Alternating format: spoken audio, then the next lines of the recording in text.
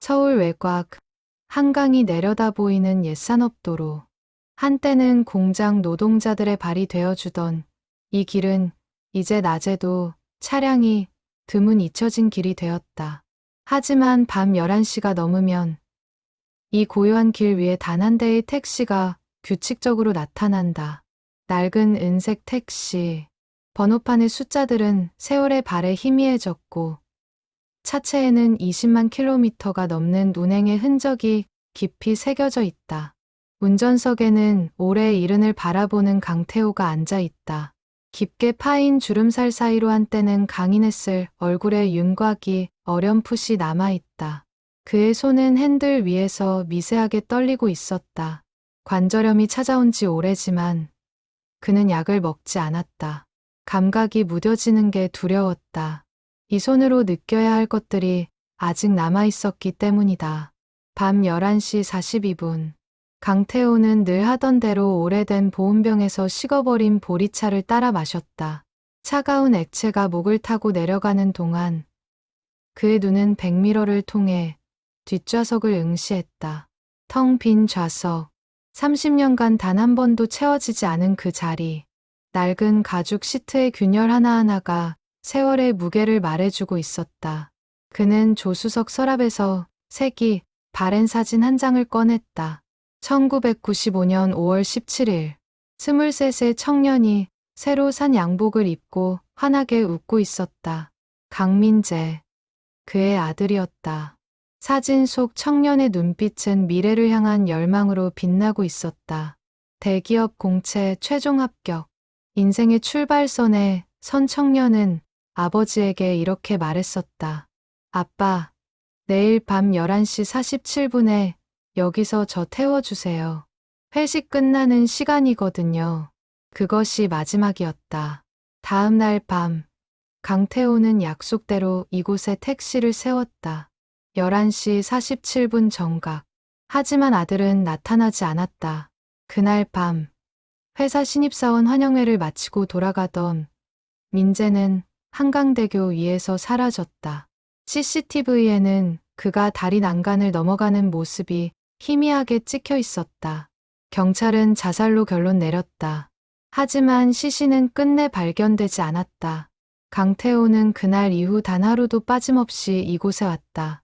비가 오나 눈이 오나 태풍이 불어도 그는 밤 11시 40분이 되면 이 자리에 택시를 세웠다.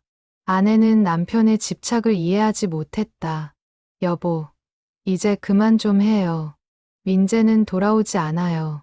하지만 강태호는 대답 대신 묵묵히 현관문을 나섰다. 아내의 목소리는 점점 작아졌고 어느 날부터 그녀는 아무 말도 하지 않게 되었다. 그리고 5년 전 그녀는 세상을 떠났다. 임종 직전 그녀가 남긴 마지막 말은 이것이었다. 민재를 꼭 만나게 해주세요. 그 후 강태호의 집착은 더욱 깊어졌다. 그는 다른 손님을 태우지 않았다. 낮에는 생계를 위해 택시를 운행했지만 밤 11시 40분부터 자정까지 20분간은 오직 이곳에서만 머물렀다. 다른 승객이 손을 들어도 그는 그냥 지나쳤다. 그의 택시는 단 한 사람만을 위한 것이었다. 동료 기사들은 그를 미쳤다고 했다. 택시 회사에서는 그에게 정신과 상담을 권유했다. 하지만 강태호는 흔들리지 않았다. 그에게는 확신이 있었다. 아들이 돌아올 것이라는, 논리적으로는 설명할 수 없지만 가슴 깊은 곳에서 울려오는 확신. 밤 11시 45분. 2분 전, 강태호는 엔진 시동을 껐다. 밤의 정막이 차 안을 가득 채웠다. 먼 곳에서 들려오는 한강의 물소리, 가로등이 만들어내는 희미한 윙윙거림, 그리고 자신의 심장 박동 소리. 30년간 들어온 이 소리들은 이제 그에게 익숙한 자장가가 되었다. 그는 백미러를 다시 한번 조정했다. 뒷좌석이 정확히 보이도록, 혹시 모를 순간을 놓치지 않기 위해서. 그의 손은 기어에 얹혀 있었고 발은 가속 페달 위에서 대기하고 있었다. 언제든 출발할 준비가 되어 있었다. 11시 46분. 1분 전. 강태호의 숨소리가 조금씩 거칠어졌다. 매일 밤 이 시간이 되면 그의 몸은 저절로 긴장했다. 30년이 지났지만 이 긴장감은 첫날과 똑같았다. 아니, 어쩌면 세월이 흐를수록 더 강렬해지고 있었다. 도로 저편에서 불빛 하나가 움직였다. 강태호의 몸이 순간적으로 경직되었다. 하지만 그것은 그냥 지나가는 승용차였다. 그는 천천히 숨을 내쉬었다. 이런 일은 하루에도 수십 번 반복되었다. 움직이는 모든 것이 아들처럼 보였다가 사라졌다. 밤 11시 47분 정각. 강태호는 눈을 감았다. 그리고 속으로 같은 기도를 되뇌었다. 30년간 단 하루도 빠뜨린 적 없는 기도. 민재야. 아빠가 여기 있다. 약속한 대로 널 기다리고 있어. 어디 있든 괜찮아. 천천히 와도 돼. 아빠는 여기서 기다릴게. 영원히. 그날 밤도 아무도 나타나지 않았다. 자정이 되자 강태호는 엔진 시동을 걸었다. 낡은 엔진이 기침하듯 떨리다가 겨우 돌아갔다. 그는 천천히 차를 출발시켰다. 빈 뒷좌석을 백미러로 한 번 더 확인하고 어둠 속으로 사라져갔다. 그가 떠난 자리에는 오직 희미해진 가로등 불빛과 밤바람만이 남았다.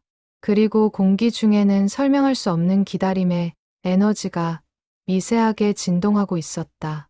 마치 시간 그 자체가 이곳에서는 다르게 흐르는 것처럼. 30년이라는 세월, 1950일. 그 모든 날들을 한 사람은 같은 장소에서 보냈다. 돌아오지 않을지도 모를 누군가를 위해서. 그것이 집착인지 사랑인지 관계인지 헌신인지 아무도 구분할 수 없었다. 어쩌면 그 경계선은 애초에 존재하지 않았는지도 모른다. 강태호의 택시는 밤의 어둠 속으로 사라졌지만 내일 밤 11시 40분이 되면 그는 다시 이곳에 나타날 것이다. 그리고 그 다음 날도 또 그 다음 날도 심장이 멈추는 그날까지. 이것이 그가 선택한 삶의 방식이었다. 아니, 어쩌면 선택이 아니라 운명이었는지도 모른다. 2025년 10월 31일, 서울 하늘은 유난히 낮게 드리워져 있었다. 기상청은 저녁부터 천둥번개를 동반한 강한 비가 내릴 것이라 예보했다. 강태호는 낮 운행을 일찍 마치고 집으로 돌아왔다. 좁은 원룸. 한때는 아내와 아들과 함께 살던 아파트를 처분하고 이사한 지 15년째였다. 그곳에는 너무 많은 기억이 남아 있었다. 방 한쪽 벽면은 온통 민재의 사진들로 채워져 있었다. 유치원 입학식, 초등학교 운동회, 중학교 졸업식, 대학 합격 통지서를 들고 웃는 모습. 시간이 멈춘 채 영원히 23에 머물러 있는 아들. 강태호는 매일 아침 이 사진들에게 인사를 했다. 민재야, 아빠 다녀온다. 그리고 밤에 돌아오면 다시 말했다. 아빠 왔다. 오늘도 못 만났구나. 오후 6시경부터 빗방울이 떨어지기 시작했다. 강태호는 우산을 챙기고 현관문을 나섰다. 그때 옆집 노인이 계단에서 그를 불러 세웠다. 강 기사님, 오늘 날씨 보소. 그냥 집에 계시지 그래요. 약속이 있어서요. 30년째 안 나타난 약속을 뭘 그리. 강태호는 대꾸 없이 계단을 내려갔다. 이런 말은 이제 익숙했다. 처음에는 화가 났지만 이제는 그저 공허한 메아리처럼 들렸다. 그들은 이해하지 못했다. 이해할 수도 없었다. 자신의 아이를 잃어본 적 없는 사람들이 어떻게 알겠는가. 밤 11시 20분. 비는 점점 더 거세졌다. 천둥 소리가 하늘을 갈랐고 번개가 순간적으로 세상을 밝혔다. 강태호의 택시는 빗길을 조심스럽게 달려 익숙한 장소로 향했다. 와이퍼가 미친 듯이 움직였지만 앞이 거의 보이지 않았다. 하지만 그는 이 길을 눈 감고도 갈 수 있었다. 11시 38분. 평소보다 2분 일찍 도착했다. 강태호는 엔진을 끄고 히터를 껐다. 순간 차 안이 급속도로 차가워졌다. 빗소리가 차 지붕을 두드리는 소리가 북소리처럼 울렸다. 그는 보온병에 보리차를 마시려다 멈췄다. 손이 너무 떨려서 제대로 따를 수가 없었다. 이상했다. 30년간 단 한 번도 이렇게 떨린 적이 없었는데 가슴 깊은 곳에서 무언가가 꿈틀거렸다. 예감 같은 거. 설명할 수 없지만 분명한 느낌. 오늘은 뭔가 다르다는.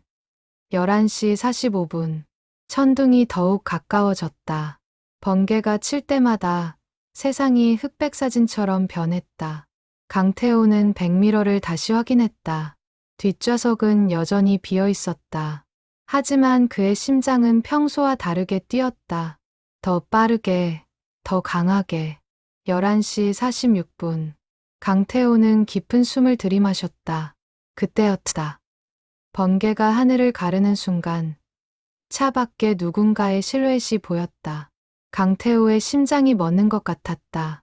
그는 재빨리 창문을 닫아 밖을 확인했다. 하지만 다시 어둠이 찾아왔고 아무것도 보이지 않았다. 환각일까? 그는 눈을 비볐다. 하지만 가슴 속 예감은 더욱 강렬해졌다. 손은 저절로 문 손잡이로 향했다. 그리고 그 순간 뒷좌석 문이 열렸다. 콰직. 오래된 경첩이 삐걱거리는 소리. 30년 만에 처음 듣는 그 소리. 강태호는 숨을 멈췄다. 백미러를 통해 뒷좌석을 응시했다. 누군가 타고 있었다. 비에 젖은 옷, 흠뻑 젖은 머리카락, 그리고 아저씨. 한강대교 쪽으로 가주실 수 있을까요? 젊은 남자의 목소리였다. 강태호의 온몸이 얼어붙었다. 그 목소리. 30년이 지났지만 절대 잊을 수 없는 그 목소리. 그는 천천히 고개를 돌려 뒷좌석을 직접 보았다. 번개가 다시 쳤다. 그 짧은 순간 강태호는 승객의 얼굴을 똑똑히 보았다. 23, 젊은 얼굴. 아직 세상에 물들지 않은 맑은 눈빛. 새로 산 양복을 입고 있는 청년. 30년 전 사진 속에서 웃고 있던 바로 그 모습. 강태호의 입에서 떨리는 목소리가 새어나왔다. 하지만 청년은 고개를 갸웃하며 물었다. 네, 저를 아세요? 너 민재 아니니? 강민재? 청년의 얼굴에 당혹감이 스쳤다. 그는 잠시 멈칫하더니 천천히 대답했다. 어떻게 제 이름을 아시죠? 강태호의 눈에서 눈물이 쏟아지기 시작했다. 30년간 억눌러왔던 모든 것들이 한꺼번에 무너져 내렸다. 그는 운전대를 꽉 움켜잡았다. 손가락 마디가 하얗게 변했다. 아빠야. 민재야. 아빠가 여기 있어. 30년을. 아빠가 여기서. 말이 제대로 나오지 않았다. 목이 메고 숨이 막혔다. 청년은 더욱 혼란스러운 표정을 지었다. 무슨 말씀이세요? 저는 아버지가. 그 순간 또다시 번개가 쳤다. 이번에는 전에 없이 강렬했다. 세상이 순간 나처럼 밝아졌다. 그리고 그 빛 속에서 강태호는 이상한 것을 발견했다. 청년의 몸이 희미하게 투명해 보였다. 마치 반투명 유리를 통해 보는 것처럼. 너 지금. 아저씨, 시간이 없어요. 빨리 가주세요. 11시 47분까지 한강대교에 도착해야 해요. 청년의 목소리에 절박함이 묻어났다. 강태호는 혼란스러웠다. 이게 꿈인가, 현실인가. 하지만 아들의 목소리, 아들의 얼굴은 분명했다. 그는 떨리는 손으로 시동을 걸었다. 알았다. 아빠가 데려다 줄게. 택시가 출발했다. 빗길 위를 미끄러지듯 달렸다. 강태호는 계속 백미러로 아들을 확인했다. 사라질까봐, 다시 잃을까봐 두려웠다. 민재는 창밖을 바라보고 있었다. 그의 표정은 묘하게 평온해 보였다. 민재야. 너 어디 있었니? 30년 동안 아빠가 얼마나. 아저씨, 저는. 민재가 입을 열려다 말았다. 그리고 고개를 저었다. 잘 모르겠어요. 저도 이게 뭔지. 차는 한강대교로 향했다. 시간은 11시 46분 30초. 다리까지는 정확히 30초 거리. 강태호는 속도를 높였다. 빗길에 차가 미끄러졌지만 그는 개의치 않았다. 30년을 기다렸다. 이제 30초가 남았다. 한강대교가 눈앞에 나타났다. 다리 위에 가로등들이 빗속에서 흐릿하게 빛나고 있었다. 강태호는 다리 입구에 차를 세웠다. 정확히 11시 47분이었다. 민재야, 우리. 그가 뒤를 돌아보았다. 하지만 뒷좌석은 비어 있었다. 흔적도 없이 사라졌다. 강태호는 급하게 차에서 내려 주변을 살폈다. 빗속을 헤집고 다니며 아들을 찾았다. 민재야, 민재야. 하지만 대답은 없었다. 오직 빗소리와 천둥 소리만이 그의 외침을 삼켜버렸다. 강태호는 그 자리에 무너져 내렸다. 아스팔트 위에 주저앉아 하늘을 향해 울부짖었다. 왜 다시 데려가는 거야? 왜? 그때였다. 뒷좌석에서 무언가 빛나는 것이 보였다. 강태호는 비틀거리며 차로 돌아갔다. 그곳에는 한 장의 종이가 놓여 있었다.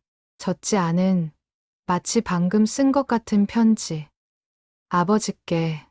강태호의 손이 떨렸다. 편지를 펼쳤다. 그리고 읽기 시작했다. 빗물과 눈물이 뒤섞여 글자가 번졌지만 그는 한 글자 한 글자 읽어내려갔다. 30년 만에 받은 아들의 편지를. 강태호는 택시 안에서 촛불을 켰다. 떨리는 손으로 편지를 펼쳤다. 익숙한 필체. 민재가 고등학교 때부터 써오던 그 글씨체였다. 약간 비뚤어진 아.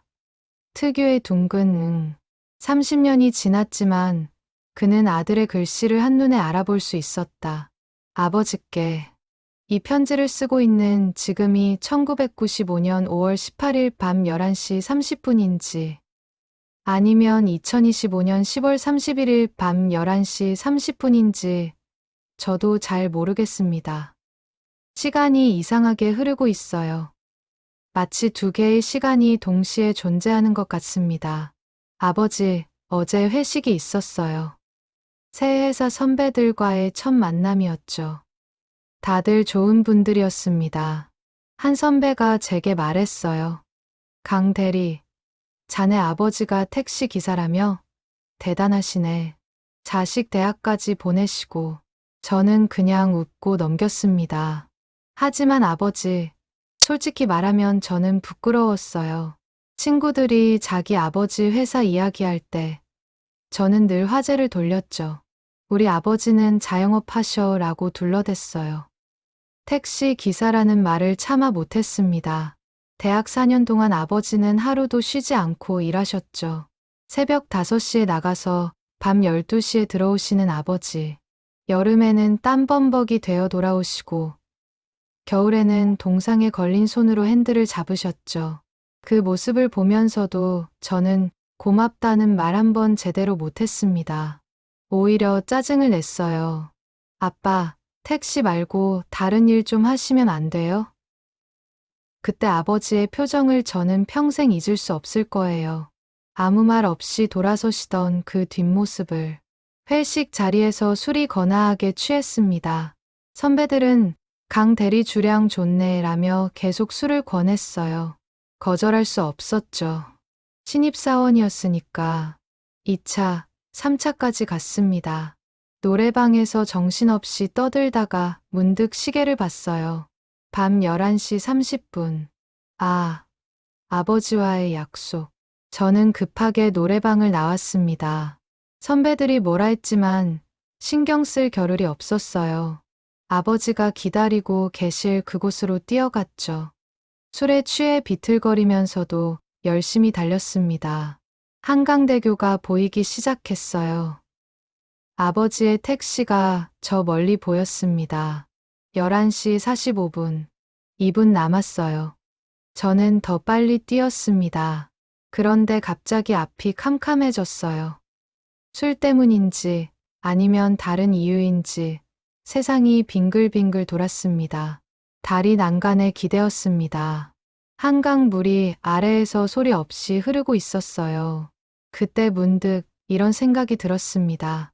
내가 왜 이렇게 열심히 사는 거지?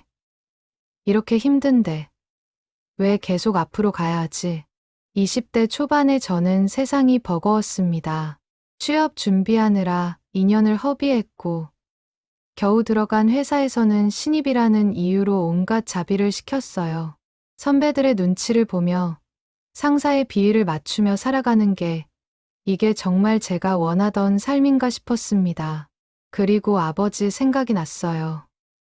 30년 넘게 택시를 몰며 가족을 위해 희생하신 분.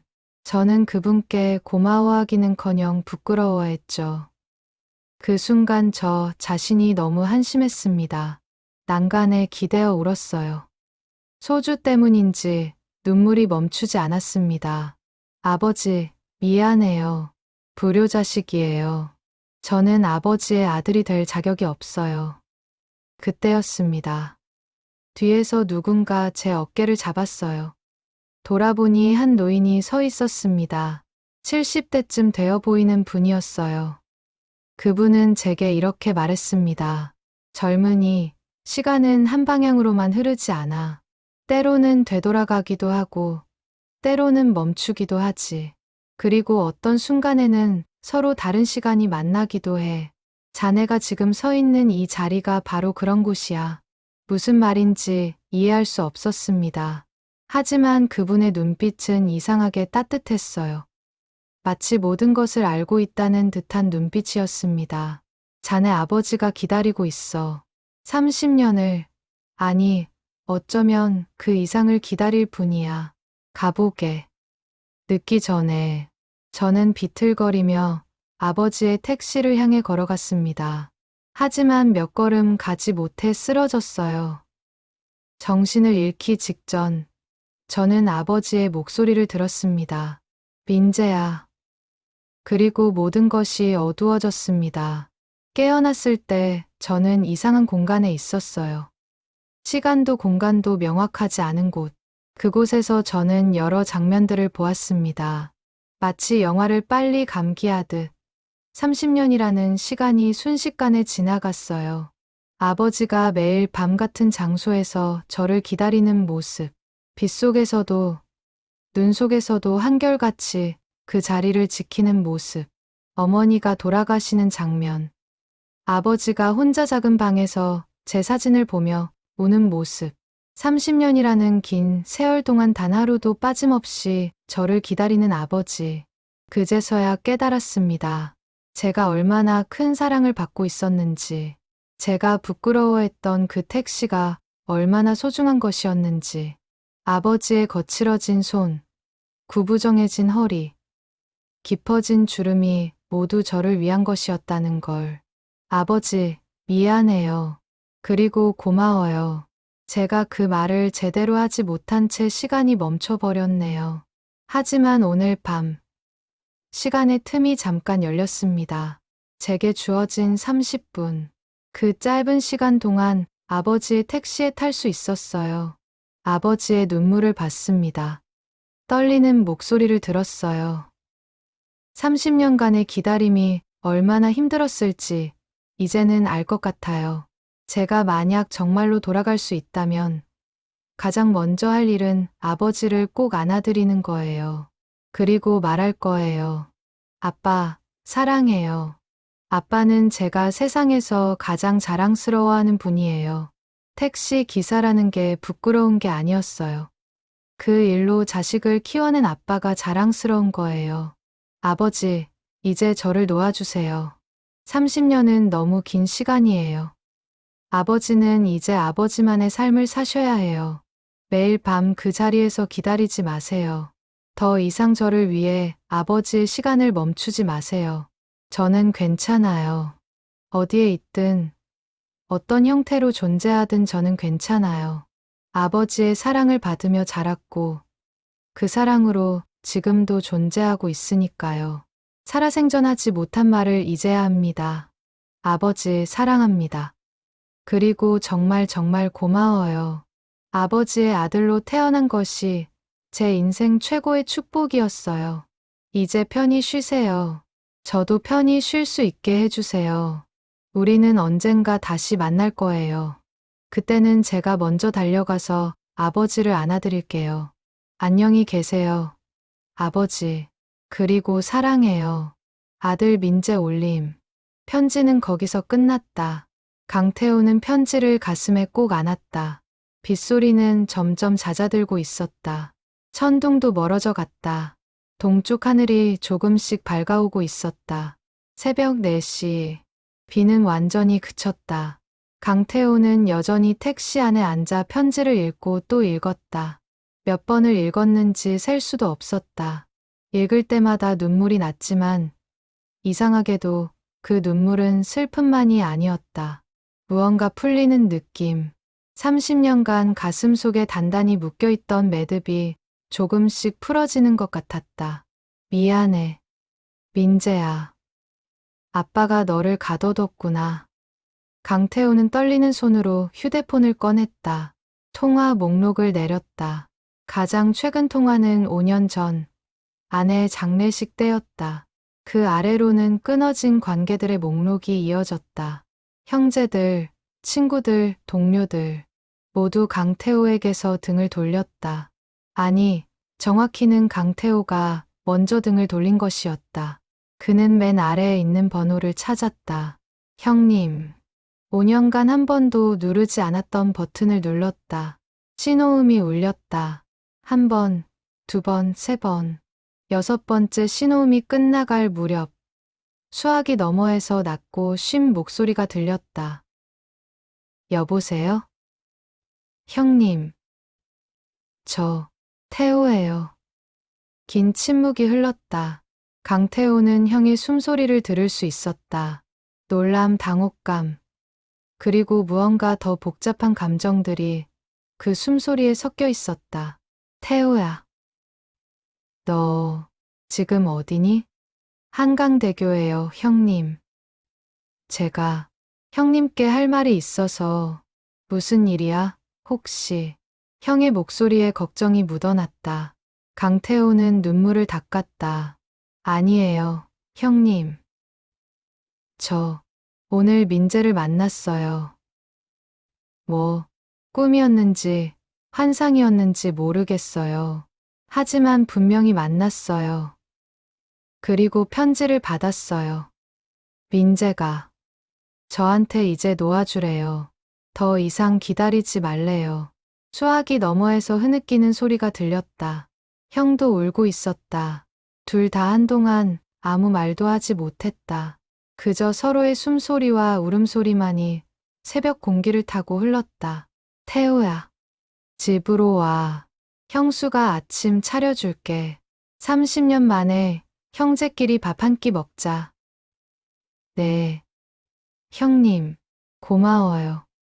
전화를 끊고 강태호는 시동을 걸었다. 30년간 단 하루도 쉬지 않았던 이 택시. 이제는 다른 길로 가야 할 시간이었다. 그는 백미러를 통해 뒷좌석을 마지막으로 한 번 더 보았다. 빈 좌석. 하지만 이제는 그 빈 공간이 두렵지 않았다. 형의 집은 서울 동쪽 끝 작은 주택가에 있었다. 강태호가 마지막으로 이곳에 온 것은 민재가 사라진 직후였다. 당시 형은 그에게 말했었다. 태호야, 이제 좀 정신 차려. 민재는 돌아오지 않아. 너라도 살아야지. 그때 강태호는 형의 멱살을 잡았었다. 형님은 몰라요. 형님은 자식 잃어본 적 없잖아요. 그날 이후 두 형제는 만나지 못했다. 30년이라는 세월이 흘렀다. 이제 강태호는 이른을 바라보고 형은 75이 되었다. 대문을 열고 들어서자 형수가 마당에 서 있었다. 백발이 성성한 노인이 되어 있었지만 눈빛만은 여전히 따뜻했다. 그녀는 강태호를 보자 아무 말 없이 다가와 안아주었다. 태우 씨, 잘 왔어요. 형은 거실 소파에 앉아 있었다. 강태우보다 먼저 늙어버린 형의 모습에 가슴이 아팠다. 형도 쉽지 않은 세월을 보냈을 것이다. 동생을 잃고, 조카를 잃고, 그 상실을 함께 나눌 수 없었던 시간들. 앉아라, 태우야. 강태우는 형 앞에 앉았다. 형수가 따뜻한 차를 내왔다. 두 형제는 한동안 말없이 차만 마셨다. 30년의 공백을 무엇으로 채워야 할지 알 수 없었다. 형님, 제가 미쳤었어요. 강태우가 먼저 입을 열었다. 형은 고개를 저었다. 아니야. 넌 미친 게 아니라 사랑했던 거야. 내 방식대로. 하지만 그 사랑이 저를 가둬버렸어요. 그리고 민재까지. 강태우는 민재의 편지를 꺼내 형에게 보여주었다. 형은 천천히 편지를 읽었다. 읽는 동안 그의 눈에서도 눈물이 흘렀다. 편지를 다 읽은 형은 한참을 말없이 앉아 있었다. 민재가 참 착한 아이였지. 어렸을 때 우리 집에 놀러 오면 형수 심부름도 잘하고 조카들하고도 잘 놀아주고. 네, 착했어요. 너무 착해서 아빠한테 상처받은 것도 말 못하고. 형이 강태우의 어깨에 손을 얹었다. 태우야, 넌 좋은 아버지였어. 민재도 그걸 알았어. 이 편지가 그 증거야. 내가 나쁜 아버지였다면 민재가 이런 편지를 남겼을 리 없어. 하지만 이제 됐어. 민재도 편히 쉬고 싶대잖아. 너도 이제 쉬어. 30년이면 충분해. 이제는 내 인생을 살아. 형수가 아침 식사를 차려왔다. 된장찌개, 김치, 계란말이. 소박하지만 정성이 가득한 밥상이었다. 강태우는 수저를 들었다가 멈췄다. 언제부터인가 혼자 밥을 먹는 게 익숙해져서 이렇게 누군가와 마주 앉아 식사하는 게 낯설었다. 어서 먹어, 태우 씨. 씻기 전에. 형수의 따뜻한 말에 강태우는 밥 한 숟가락을 떠서 입에 넣었다. 그 순간 눈물이 또 흘렀다. 밥이 이렇게 따뜻한 것이었나? 사람과 함께 먹는 밥이 이렇게 맛있는 것이었나? 형님, 형수님, 죄송해요. 그동안. 됐어, 태우야. 이제 다 지나간 일이야. 앞으로가 중요하지. 식사를 마치고 세 사람은 거실에 앉아 이야기를 나눴다. 30년간 쌓인 이야기들이 조금씩 풀려나왔다. 형의 손자들 이야기, 형수의 건강 이야기, 동네 변화 이야기. 강태우는 그저 듣기만 했다. 자신의 이야기는 너무 단조로웠다. 30년간 같은 장소, 같은 시간, 같은 기다림의 반복. 하지만 형제는 강태우를 탓하지 않았다. 오히려 그의 손을 잡아주었다. 태우야, 우리 형제잖아. 이제부터라도 자주 보자. 남은 시간이 그리 많지 않잖아. 강태우는 고개를 끄덕였다. 형의 말이 맞았다. 이른을 바라보는 나이. 이제 남은 시간을 의미 있게 써야 했다. 오전 10시쯤 강태우는 형의 집을 나섰다. 택시에 오르며 그는 조수석 서랍을 열었다. 그곳에는 민재의 사진이 여전히 있었다. 하지만 이제 그 사진을 보는 마음이 달라졌다. 더 이상 죄책감이나 그리움만이 아니었다. 감사함이었다. 23년이라는 짧은 시간이었지만 민재와 함께한 그 시간들에 대한 깊은 감사. 민재야, 아빠가 이제 놓아줄게. 너도 편히 쉬어. 그리고 정말 고마웠어. 아빠 아들로 태어나줘서. 강태우는 사진을 가슴에 한번 대었다가 조심스럽게 서랍에 다시 넣었다. 그리고 시동을 걸었다. 목적지는 정해지지 않았다. 하지만 적어도 한 가지는 확실했다. 오늘 밤 11시 47분에 그는 그 장소에 없을 것이다. 30년 만에 처음으로. 택시는 서울 거리를 천천히 달렸다. 아침 햇살이 빌딩 사이로 쏟아져 내렸다. 세상은 여전히 아름다웠고 살아갈 이유는 여전히 많았다. 강태호는 라디오를 켰다. 경쾌한 음악이 차 안을 채웠다. 오랜만에 듣는 음악이었다. 그날 저녁, 강태호는 처음으로 평범한 택시 기사의 하루를 보냈다. 손님을 태우고 목적지까지 모셔다 주고 요금을 받았다. 11시가 되었을 때 그는 습관적으로 한강대교 방향을 바라보았다. 하지만 핸들을 그쪽으로 돌리지 않았다. 대신 집으로 향했다. 밤 11시 47분. 강태호는 원룸 창가에 서서 서울의 야경을 바라보았다. 저 어딘가 한강대교 근처에는 아무도 기다리지 않는 빈 공간이 있을 것이다. 30년간 한 사람이 지켰던 그 자리. 이제는 그저 평범한 도로의 한 지점일 뿐. 안녕, 민재야. 편히 쉬어. 강태호는 작은 목소리로 중얼거렸다. 그리고 커튼을 쳤다.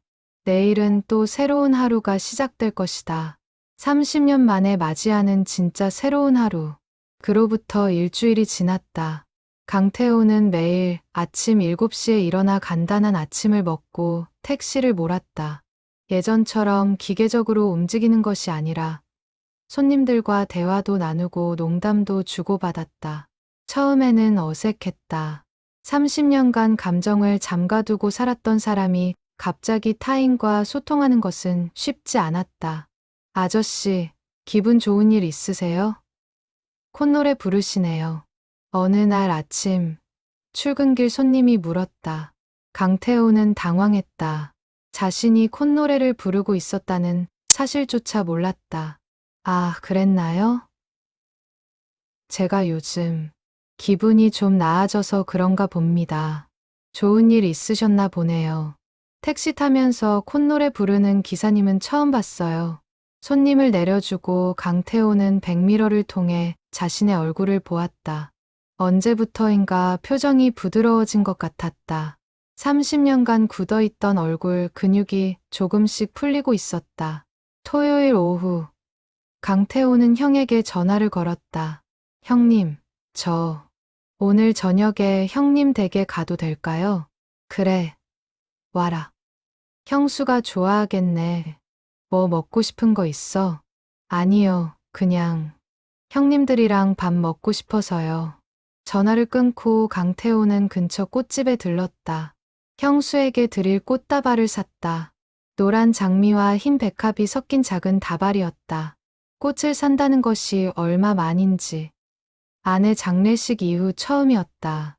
형의 집에 도착하자 형수가 활짝 웃으며 맞아주었다. 어머, 태호 씨. 이게 뭐예요? 형수님 드리려고 샀어요.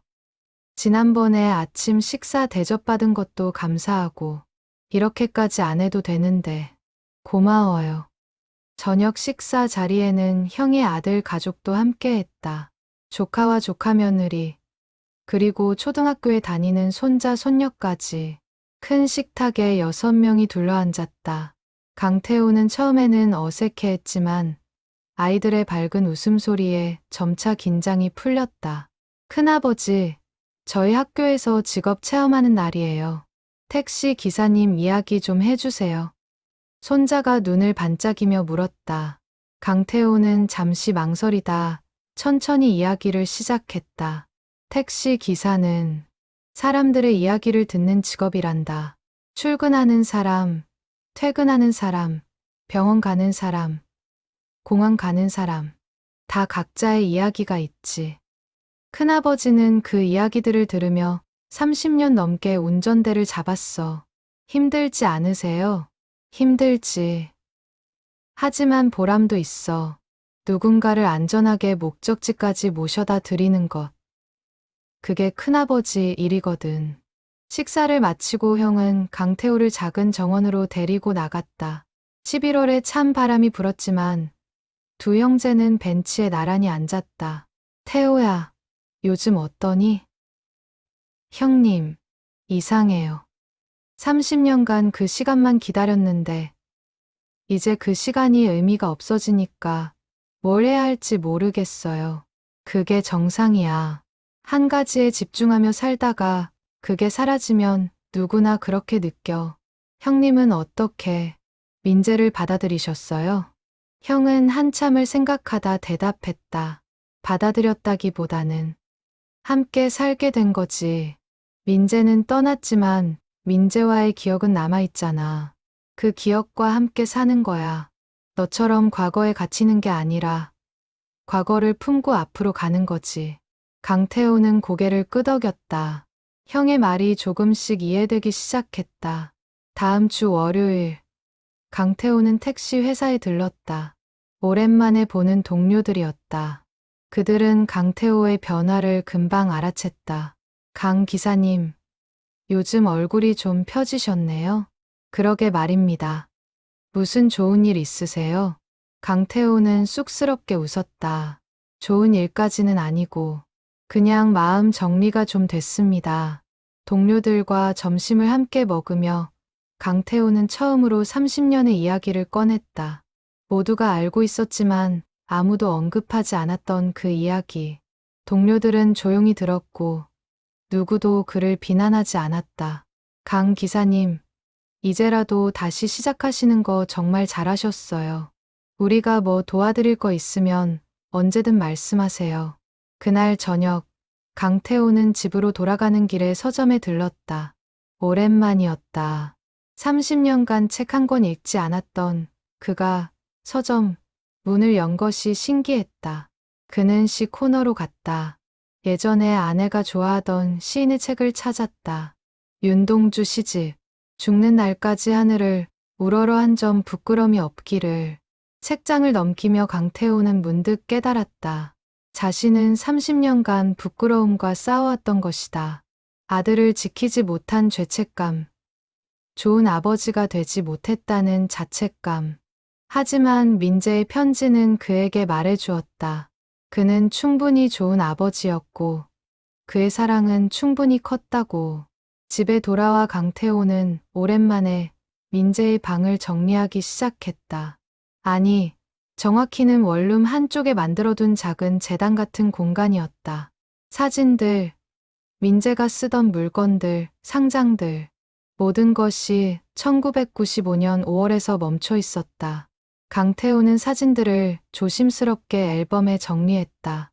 그리고 민재의 편지를 예쁜 편지지에 깨끗이 옮겨 적었다. 원본은 액자에 넣어 벽에 걸었다. 이제 이것들은 과거의 유물이 아니라 소중한 기억의 일부가 될 것이다. 정리를 마치고 강태호는 시계를 보았다. 밤 11시 30분. 예전 같으면 벌써 그 장소로 향하고 있을 시간이었다. 하지만 오늘 그는 침대에 누웠다. 천장을 바라보며 작은 미소를 지었다. 민재야, 아빠 오늘도 잘 보냈어.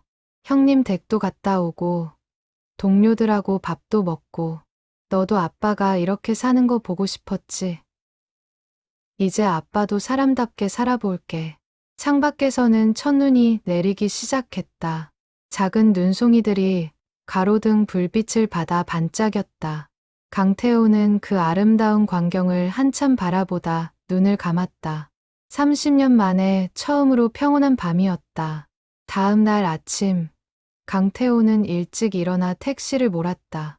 첫 손님은 대학생 아들과 함께 기차역으로 가는 중년 아버지였다.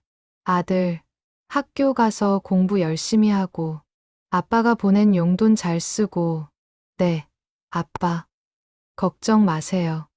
백미러로 보이는 부자의 모습에 강태호는 미소 지었다. 저런 평범한 일상이 얼마나 소중한지 이제는 안다. 그리고 자신에게도 그런 시간들이 있었다는 것에 감사했다.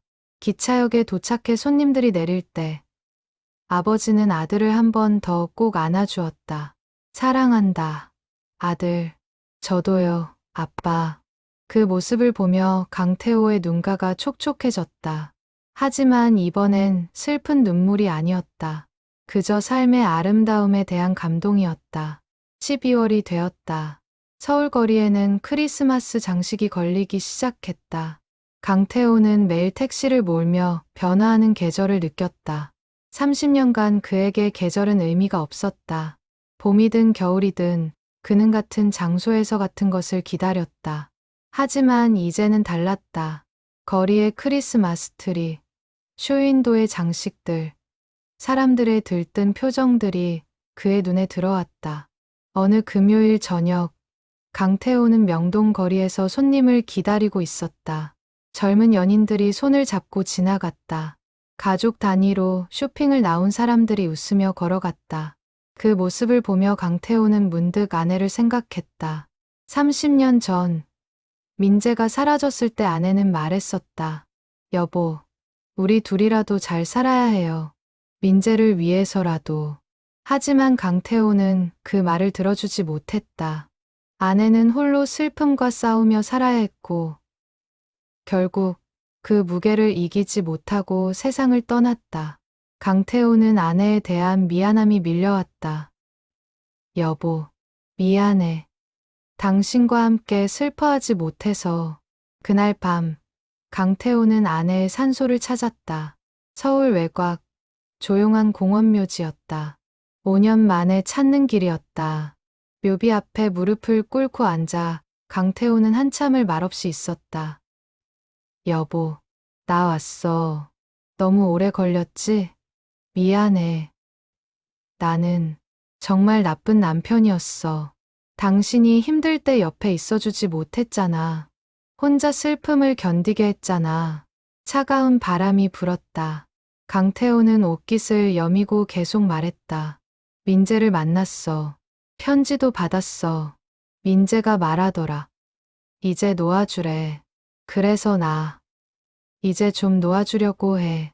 30년이나 걸렸네. 당신은 진작 알고 있었을 텐데. 강태호는 가방에서 작은 꽃다발을 꺼냈다. 아내가 좋아하던 하얀 국화였다. 여보, 이제 나도 제대로 살아볼게. 당신이 바라던 대로, 우리 민재가 바라던 대로. 늦었지만 이제라도 시작하려고. 그는 묘비를 쓰다듬었다. 차가운 돌의 감촉이 손끝에 전해졌다. 보고 싶어, 여보. 당신 웃는 얼굴, 음식 만드는 모습, 잔소리하는 목소리까지 다. 나는 참 바보 같은 남편이었어. 살아있을 때 더 잘해줄 걸, 더 사랑한다고 말할 걸. 한참을 그렇게 앉아있다가 강태호는 천천히 일어났다. 돌아서는 발걸음이 무거웠지만 마음만큼은 조금 가벼워진 것 같았다. 다음 주, 강태호는 동사무소를 찾았다. 오랜만에 주민센터 문을 열고 들어서니 젊은 직원이 친절하게 맞아주었다. 어르신, 무슨 일로 오셨어요? 봉사활동 같은 거 할 수 있나요? 제가 시간이 좀 생겨서요. 직원은 반가운 표情으로 여러 프로그램을 설명해 주었다. 독거노인 말벗 되어주기, 무료 이동 서비스, 도서관 책 읽어주기 등 다양한 활동들이 있었다. 제가 택시 기사인데요. 거동이 불편한 어르신들 병원 모시고 다니는 거 할 수 있을까요? 아, 정말 좋은 생각이세요. 그런 봉사자분들이 많이 필요한데. 그렇게 강태호는 주 2회, 화요일과 목요일 오전에 무료 이동 봉사를 하기로 했다. 거동이 불편한 노인들을 병원이나 주민센터에 모셔다 드리는 일이었다. 첫 봉사 날, 강태호는 75살 김 할머니를 태웠다. 혼자 사시는 할머니는 무릎이 안 좋아서 버스를 타기가 힘들다고 했다. 기사님, 정말 고맙습니다. 젊은 사람들은 다 바쁜데 저 같은 늙은이 봐주시고. 아닙니다. 할머니, 제가 더 고맙습니다. 이렇게 누군가를 도울 수 있다는 게. 병원까지 가는 20분 동안 할머니는 많은 이야기를 했다. 돌아가신 남편 이야기, 멀리 사는 자식들 이야기, 외로운 일상 이야기. 강태호는 조용히 들었다. 30년간 누군가의 이야기를 제대로 들어본 적이 없었던 그였다. 할머니 아들은 뭐 하신대요? 회사 다닌다는데 정확히는 모르겠어요. 바빠서 1년에 한두 번 보는 게 다예요. 강태호는 가슴이 먹먹해졌다. 만약 민재가 살아있었다면 자신도 저런 할머니가 되었을까? 바쁜 아들을 기다리며 외롭게 사는 노인이 되었을까? 병원에 도착해 할머니를 내려드리며 강태호는 말했다. 할머니, 진료 끝나시면 전화 주세요. 제가 모시러 올게요. 아이고, 괜찮아요. 버스 타고 갈 수 있어요. 아니에요. 무릎 안 좋으시잖아요. 제가 기다릴게요. 할머니의 눈에 눈물이 고였다. 고맙습니다, 기사님. 아들처럼 챙겨주시니. 그 말에 강태호도 눈시울이 붉어졌다. 아들처럼. 그 단어가 가슴에 와닿았다. 봉사활동을 하면서 강태호는 많은 사람들을 만났다. 각자의 사연을 가진 노인들. 힘든 상황 속에서도 웃음을 잃지 않는 사람들. 그들을 보며 강태호는 깨달았다. 자신만 힘든 것이 아니었다. 세상 모든 사람이 각자의 짐을 지고 살아가고 있었다. 어느 날 강태호는 80살박 할아버지를 모시게 되었다.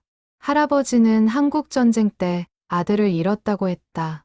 70년이 지났는데도 가끔 꿈에 나타나 그 어린 놈이 20살에 전쟁터로 끌려가서는 강태호는 조심스럽게 물었다. 할아버지는 어떻게 견디셨어요? 견디는 게 아니라 함께 사는 거지. 죽은 아들도 내 삶의 일부야. 슬프지만 그 슬픔도 내 거야. 그걸 받아들이면 조금 편해져. 할아버지의 말이 강태호의 마음에 깊이 새겨졌다. 함께 사는 것, 슬픔을 지우는 게 아니라 품는 것. 그것이 진정한 치유였다. 12월 24일 크리스마스 이브. 강태호는 택시를 일찍 마치고 형의 집으로 갔다. 형네 식구들과 함께 저녁을 먹기로 한 날이었다. 손에는 아이들에게 줄 작은 선물을 들고 있었다. 식사 자리는 따뜻했다. 아이들이 떠드는 소리, 어른들의 웃음소리, 맛있는 음식의 향기. 이 모든 것이 강태호에게는 소중한 선물이었다. 큰아버지, 저희랑 크리스마스 트리 같이 꾸며요. 손녀가 강태호의 손을 잡고 이끌었다. 강태호는 아이들과 함께 트리에 장식을 달았다. 반짝이는 전구, 화려한 리본, 작은 산타클로스 인형. 하나하나 다는 동안 강태호는 웃음이 나왔다. 잘했어, 큰아버지. 이제 별만 꼭대기에 달면 완성이에요. 강태호는 금빛 별을 받아들고 트리 꼭대기에 조심스럽게 달았다. 별에 불이 들어오자 온 집안이 따뜻한 빛으로 가득 찼다. 이쁘다. 아이들이 박수를 쳤다. 강태호도 함께 박수를 쳤다. 그리고 문득 생각했다. 민재가 살아있었다면 자신에게도 이런 손주들이 있었을까? 함께 트리를 꾸미고 선물을 나누는 평범하지만 행복한 크리스마스를 보냈을까? 하지만 이제는 그런 생각이 슬프지만은 않았다. 대신 지금 이 순간에 감사했다. 형의 가족이 자신을 받아준 것, 아이들이 자신을 큰아버지라 부르며 좋아해주는 것, 함께 웃을 수 있다는 것. 밤이 깊어 집으로 돌아가는 길, 강태호는 하늘을 올려다보았다. 맑은 겨울하늘에 별들이 총총히 박혀 있었다. 그 중에서 가장 밝게 빛나는 별 하나를 발견했다. 민재야, 저거 너지? 아빠 보고 있어? 아빠 오늘 정말 행복했어. 너도 행복하지? 대답은 없었다. 하지만 강태호는 알 수 있었다. 민재도 웃고 있을 것이다. 아버지가 마침내 자신의 삶을 살기 시작한 것을 기뻐하며 2026년 1월 중순 새해가 밝았다. 강태호는 새해 첫날 일출을 보러 동해안으로 갔다. 30년 만에 처음 떠난 여행이었다. 혼자였지만 외롭지 않았다. 수평선 너머로 떠오르는 태양을 보며 그는 새로운 다짐을 했다. 올해는 더 많이 웃자. 더 많이 사람들과 함께하자. 서울로 돌아온 강태호는 봉사활동을 더욱 열심히 했다. 어느 목요일 오전, 그는 새로운 어르신을 모시게 되었다. 75살 이순자 할머니였다. 할머니는 얼굴에 깊은 슬픔이 배어 있었다.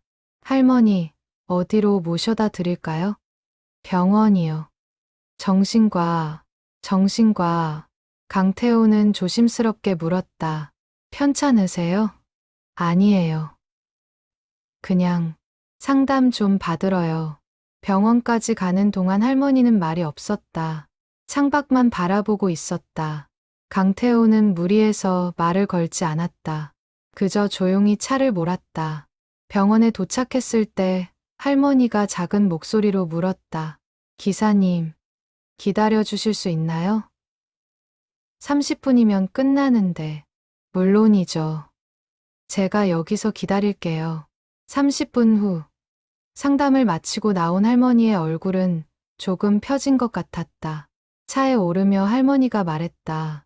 기사님, 커피 한 잔 하실래요? 제가 사고 싶어요. 아니에요. 괜찮습니다. 아니에요. 제가 정말 대접하고 싶어요. 젊은 사람들은 다 바쁜데 늙은이 기다려주시고. 강태호는 할머니와 함께 병원 앞 카페에 들어갔다. 따뜻한 커피를 마시며 할머니는 조금씩 자신의 이야기를 꺼냈다. 저도 아들을 잃었어요. 20년 전에 강태호의 손이 멈췄다. 교통사고였어요. 26살에 너무 갑작스러워서 아무것도 준비할 시간이 없었죠. 힘드셨겠어요. 20년이 지났는데도 아직도 힘들어요. 아들 친구들이 결혼하고 아이 낳는 걸 볼 때마다 우리 아들은 왜 그럴 기회도 없이 갔나 싶어서 강태호는 가슴이 먹먹해졌다. 할머니의 슬픔이 자신의 것처럼 느껴졌다. 저도 아들을 잃었습니다. 30년 전에 할머니가 놀란 눈으로 강태호를 보았다. 30년이요? 네, 23세 실종됐어요. 저는 30년 동안 그 아이만 기다리며 살았습니다. 강태호는 처음으로 타인에게 자신의 이야기를 털어놓았다. 30년간의 기다림, 민재와의 마지막 만남, 그리고 편지. 할머니는 눈물을 흘리며 들었다. 기사님, 정말 힘드셨겠어요. 할머니도요. 우리 다 힘들었죠. 두 사람은 한참을 말없이 앉아 있었다. 같은 슬픔을 겪은 사람들만이 나눌 수 있는 침묵이었다. 기사님, 어떻게 견디셨어요? 30년을 견딘 게 아니었어요. 그냥 멈춰 있었죠. 하지만 최근에야 깨달았어요. 그렇게 멈춰 있는 게 아들이 원하는 게 아니었다는 걸. 저도 그걸 알아요. 머리로는. 하지만 마음이 따라가질 않아요. 강태호는 할머니의 손을 가만히 잡아주었다. 시간이 필요해요. 저도 30년이 걸렸잖아요. 할머니는 저보다 빨리 할 수 있을 거예요. 그날 이후 강태호와 이 할머니는 가끔 연락을 주고받았다. 서로의 슬픔을 이해하는 사람을 만난다는 것은 큰 위로였다. 할머니는 점차 밝아졌고 강태호도 누군가를 위로하며 자신도 치유되는 것을 느꼈다. 2월 어느 날 강태호는 택시 회사에서 특별한 제안을 받았다. 강 기사님, 신입 기사 교육 좀 맡아주실 수 있으세요? 지사님은 경력도 오래고 사고도 한 번 없잖아요. 처음에는 망설였다. 자신이 누군가를 가르칠 자격이 있을까? 하지만 회사 측의 간곡한 부탁에 결국 승낙했다. 첫 교육 날, 강태호는 5명의 신입 기사를 만났다. 모두 40대에서 50대 사이의 중년 남성들이었다. 각자 사연이 있어 늦깎이로 택시 기사가 된 사람들이었다. 여러분, 택시 기사는 단순히 사람을 A에서 B로 옮기는 직업이 아닙니다. 우리는 사람들의 삶을 함께 나르는 거예요. 강태호는 30년의 경험을 나누기 시작했다. 안전운전, 손님 응대, 돌발 상황 대처법. 하지만 무엇보다 강조한 것은 마음이었다. 손님 한 분 한 분이 다 자기만의 이야기를 가지고 있어요. 출근하는 사람, 면접 보러 가는 사람, 장례식장 가는 사람. 그들의 마음을 헤아리며 운전해야 합니다. 교육을 하며 강태호는 자신도 배웠다. 누군가를 가르친다는 것은 자신을 돌아보는 일이었다. 30년간 배운 것들을 정리하고 전달하며 그는 자신의 삶을 다시 한번 되돌아볼 수 있었다. 3월이 되었다. 봄이 오고 있었다. 강태호는 형과 함께 민재의 추모비를 만들기로 했다. 한강대교 근처 작은 공원 한쪽에 조그만 돌을 놓고 민재의 이름을 새겼다. 강민재 1972-1995 영원히 기억될 아들, 형제, 친구. 추모비 제막식에는 형네 가족, 민재의 대학 친구들, 그리고 이순자 할머니도 참석했다. 소박하지만 따뜻한 자리였다. 민재야, 아빠가 이제 이렇게 너를 기억하려고 해. 슬픔으로가 아니라 사랑으로. 내가 살았던 23년을 기억하고 그 시간에 감사하려고. 참석자들은 각자 민재와의 추억을 이야기했다. 대학 친구들은 민재가 얼마나 유머러스하고 친절했는지 이야기했다. 강태호는 처음 듣는 아들의 모습들이었다. 민재 형은 저희 과에서 제일 인기 많았어요.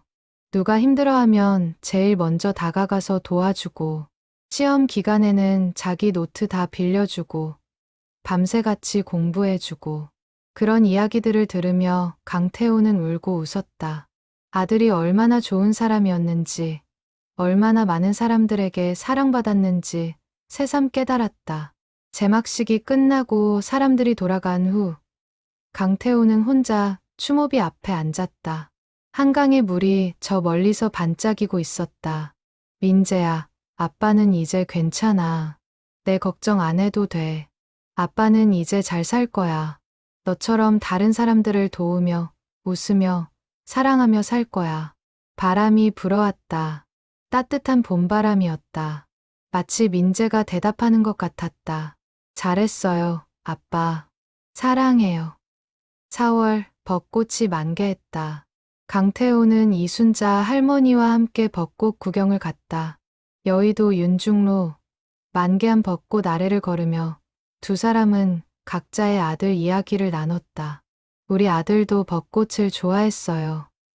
매년 이맘때면 가족끼리 꼭 벚꽃 구경을 갔죠. 민재도 그랬어요. 카메라 들고 나가서 사진 찍는 걸 좋아했죠. 두 사람은 벤치에 앉아 샌드위치를 먹었다. 할머니가 직접 만들어 온 것이었다. 할머니, 요즘은 어떠세요? 많이 나아졌어요.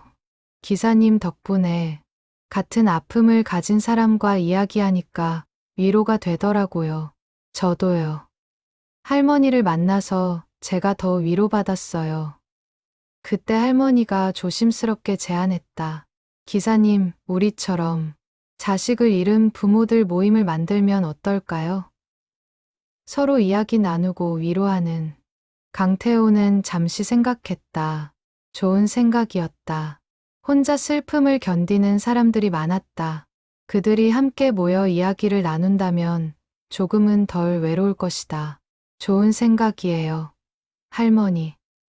해봅시다. 그렇게 별이 된 아이들의 부모 모임이 시작되었다. 주민센터의 도움을 받아 월 1회 모임을 가졌다. 첫 모임에는 7명이 참석했다. 모두 자식을 잃은 부모들이었다. 강태호가 먼저 입을 열었다. 안녕하세요. 저는 30년 전 아들을 잃었습니다. 강태호입니다. 한 명씩 자신을 소개했다. 교통사고로 딸을 잃은 아버지, 백혈병으로 아들을 보낸 어머니, 자살로 아들을 잃은 부부, 각자의 아픔이 그 자리를 채웠다. 처음에는 모두 조심스러웠다. 하지만 시간이 지나며 점점 마음을 열기 시작했다. 누군가는 울었고, 누군가는 화를 냈고, 누군가는 조용히 듣기만 했다. 그 모든 것이 허용되었다. 이곳에서는 어떤 감정도 틀리지 않았다. 제가 제일 힘든 게 뭔지 아세요? 아이가 죽은 게 제 잘못인 것 같다는 거예요. 한 어머니가 떨리는 목소리로 말했다. 그날 아침 제가 좀 더 일찍 깨웠더라면 아이가 늦잠 자지 않았을 거고, 그럼 사고를 당하지 않았을 텐데. 강태호가 조용히 말했다. 그건 어머니 잘못이 아니에요. 저도 똑같이 생각했어요. 내가 더 좋은 아버지였다면 아들이 떠나지 않았을 거라고. 하지만 그게 아니에요. 우리는 최선을 다했어요.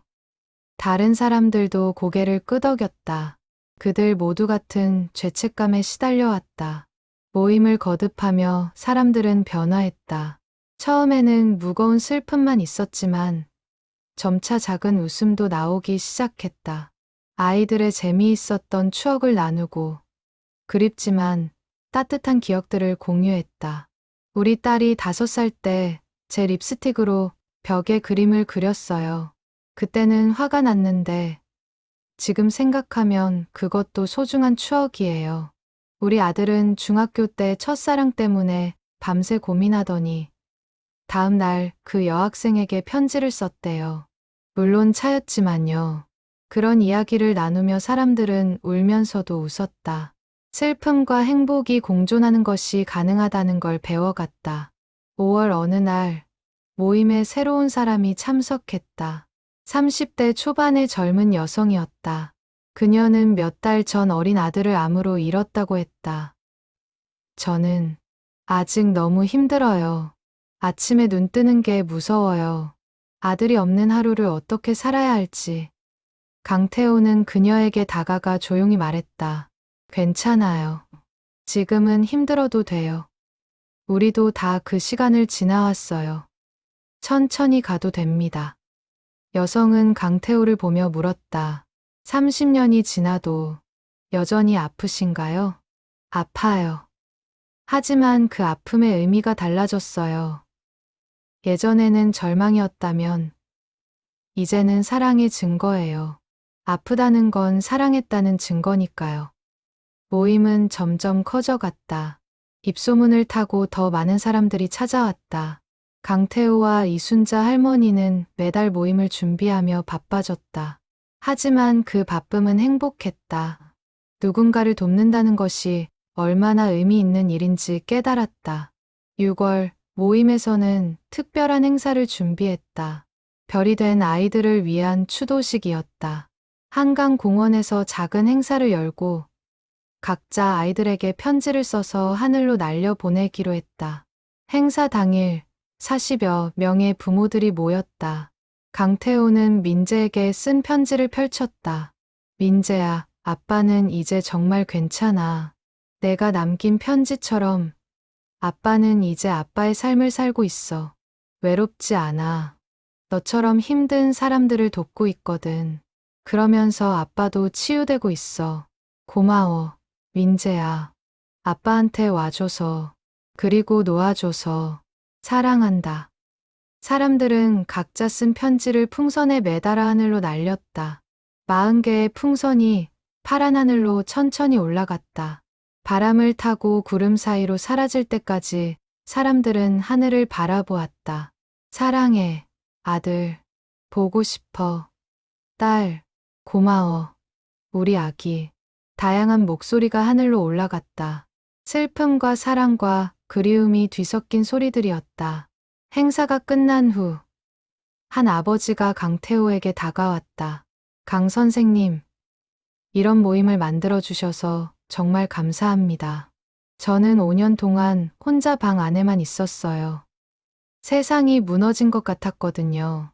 하지만 이곳에 와서 다른 분들을 만나고 이야기를 나누면서 조금씩 살아갈 힘이 생겼어요. 아니에요. 제가 더 감사합니다. 여러분을 만나면서 저도 치유되고 있어요. 그날 저녁, 집으로 돌아가는 길에 강태호는 민재의 추모비에 들렀다. 작은 꽃다발을 놓고 잠시 앉아 있었다.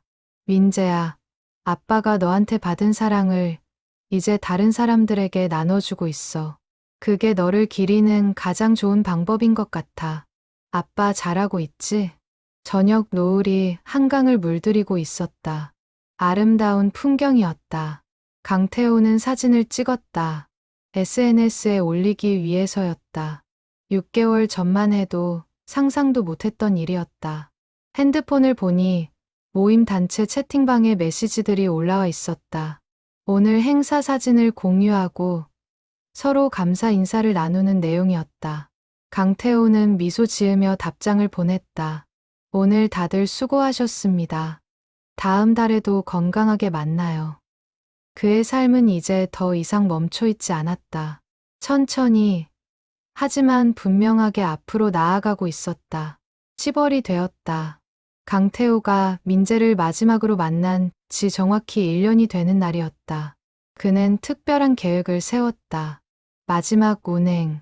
한강대교에서 시작해 민재와의 추억이 서린 장소들을 돌아보는 여정.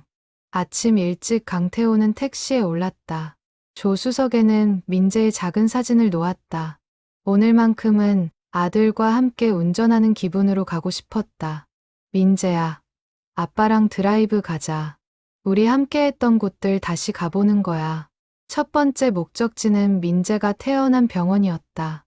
지금은 다른 이름으로 바뀌었지만 건물은 여전히 그대로였다. 강태호는 주차를 하고 병원 앞에 섰다.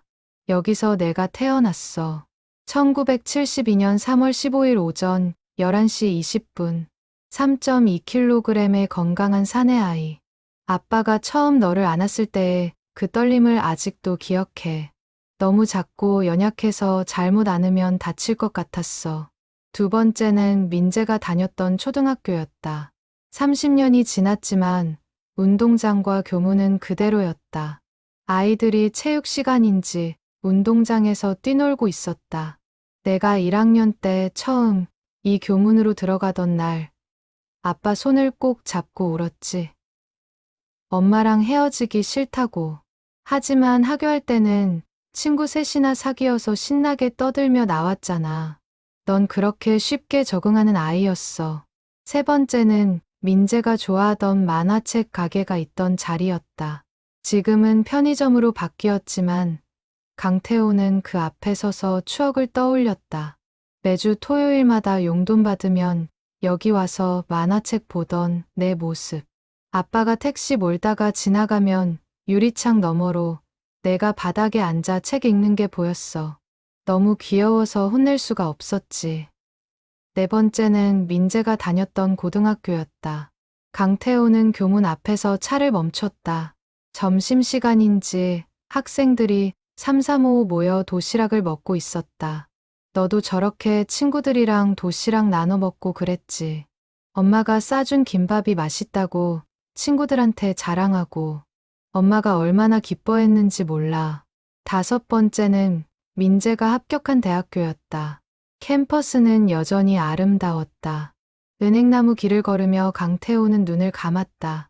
입학식 날 이 길을 걷던 내 뒷모습이 아직도 눈에 선해. 새 가방 메고 새 옷 입고 설렘 가득한 발걸음으로 걷던 너. 아빠는 뒤에서 그 모습을 보며 울컥했어. 내 아들이 이렇게 컸구나. 이제 어른이 되는구나 싶어서. 여섯 번째는 민재가 아르바이트 하던 카페였다. 다행히 아직도 그 카페는 그대로 영업 중이었다. 강태호는 들어가서 커피 한 잔을 주문했다.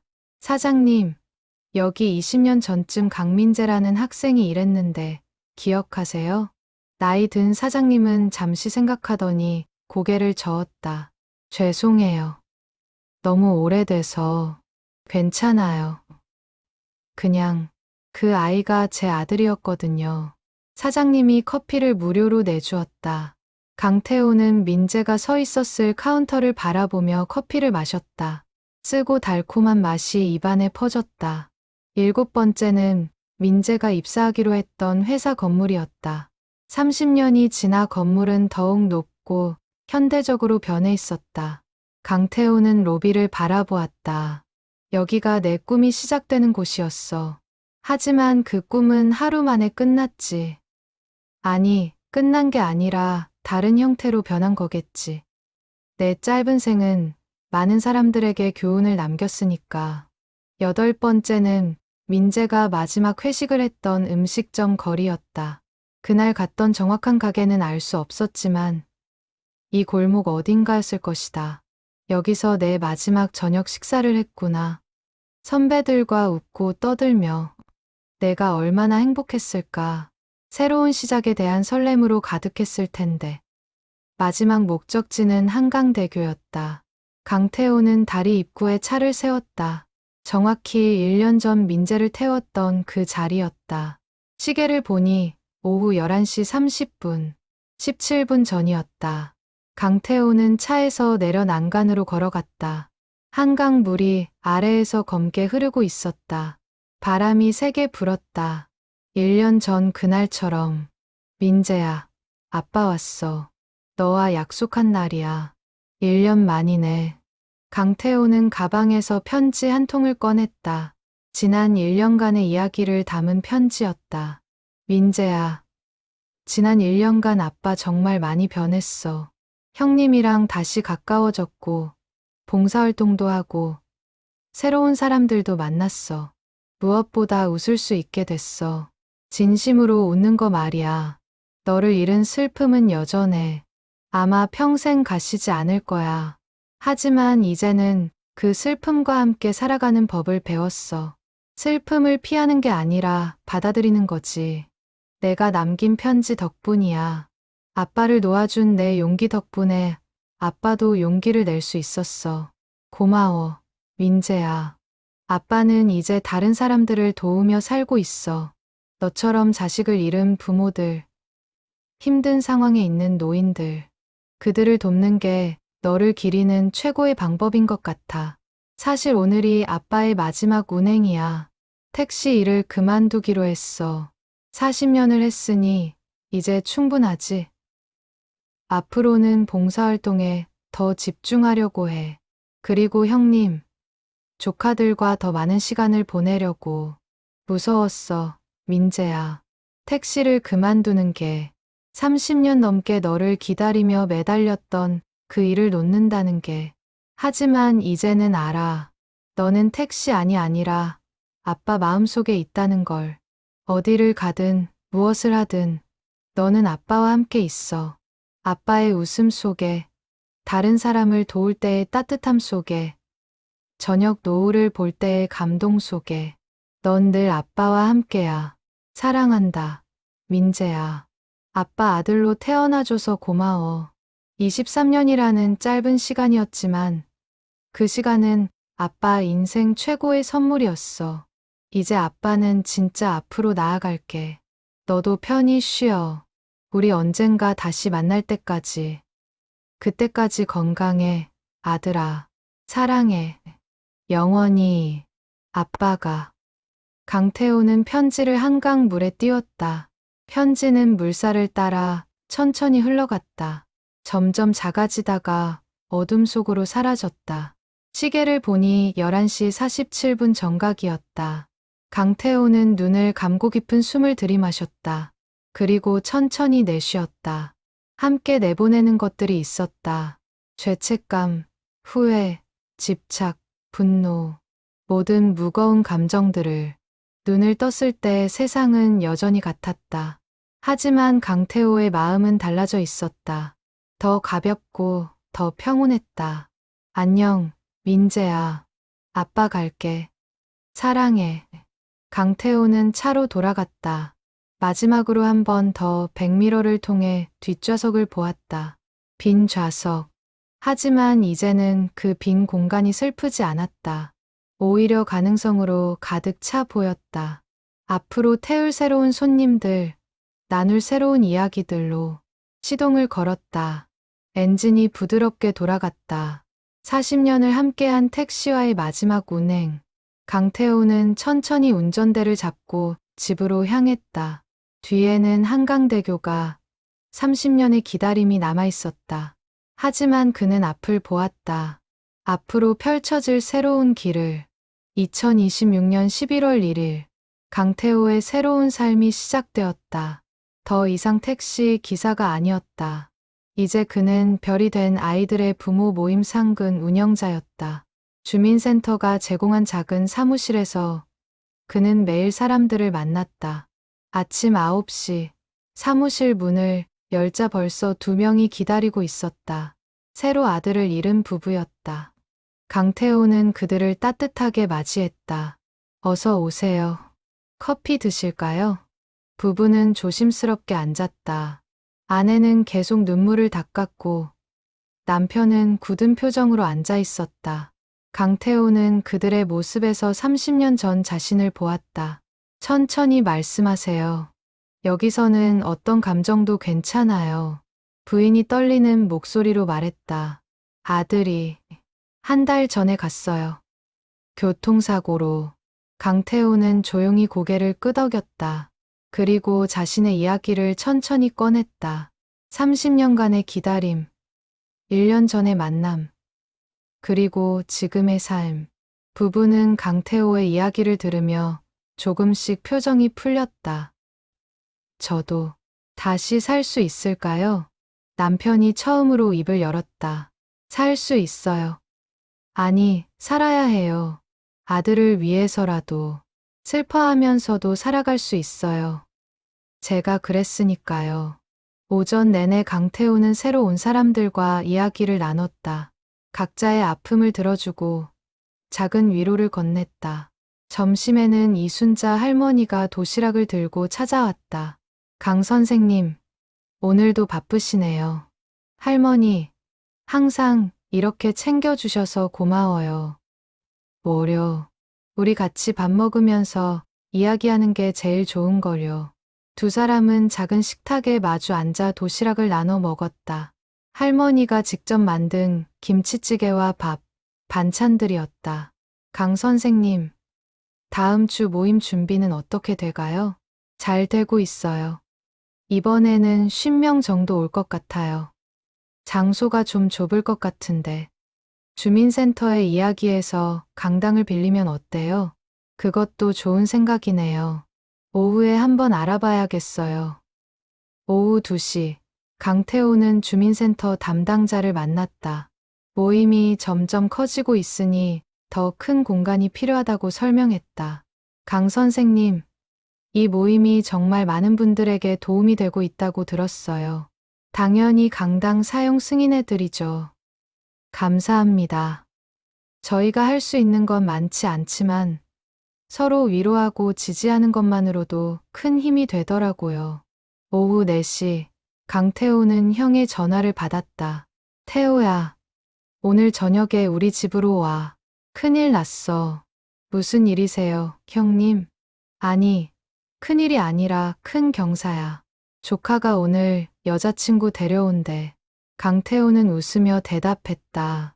그럼 제가 꽃다발 사 가야겠네요. 그래, 일찍 와. 형수가 저녁 준비 중이야. 전화를 끊고 강태호는 미소 지었다. 가족. 이렇게 자연스럽게 가족의 일부가 되는 것이 얼마나 감사한 일인지. 저녁 6시, 강태호는 꽃다발을 들고 형의 집에 도착했다. 조카의 여자친구는 수줍지만 밝은 미소를 가진 젊은 여성이었다. 안녕하세요. 큰아버지. 많이 들었어요. 반가워요. 편하게 있다가 가요. 저녁 식사 자리는 화기애애했다. 조카 커플의 이야기, 결혼 계획, 미래의 꿈, 모든 것이 희망으로 가득했다.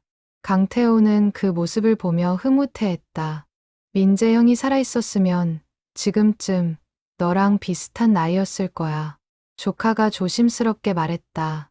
순간 식탁이 조용해졌다. 하지만 강태호는 웃으며 대답했다. 그랬겠지. 민재도 분명 좋은 사람 만나서 행복했을 거야. 너처럼.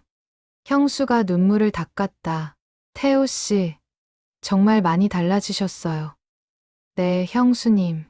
저도 이제 행복할 수 있게 됐어요. 저녁을 마치고 집으로 돌아가는 길, 강태호는 하늘을 올려다보았다. 별들이 총총히 빛나고 있었다.